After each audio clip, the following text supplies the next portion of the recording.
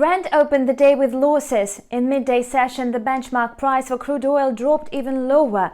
Ruble met the recent forecasts and fell below 73 per dollar. The U.S. monetary policy remained unchanged, and Jerome Powell said nothing new. In this regard, yesterday's meeting did not have any significant impact on the market.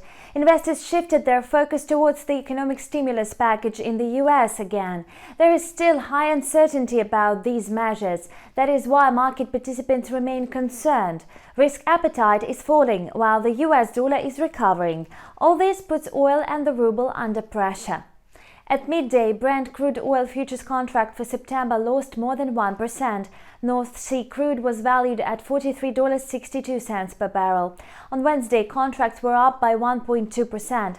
WTI crude oil futures contract for September demonstrated a similar pattern. U.S. crude oil slipped to $40.59 per barrel.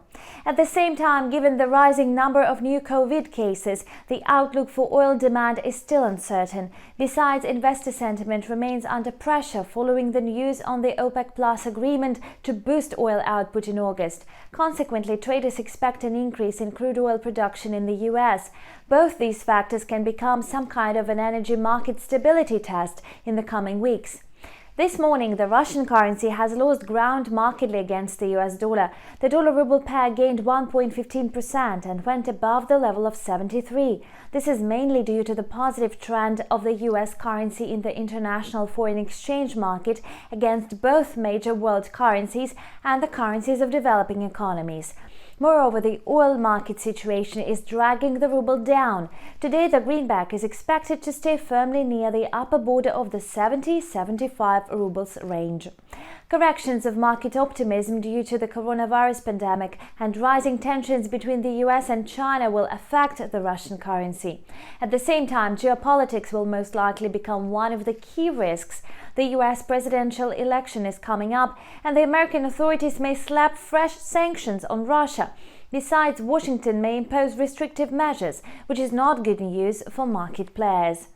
Internal factors cannot support ruble as well.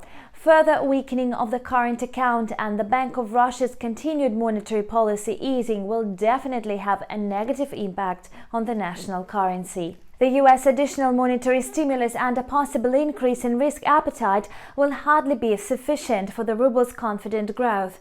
August is likely to be challenging for the Russian currency.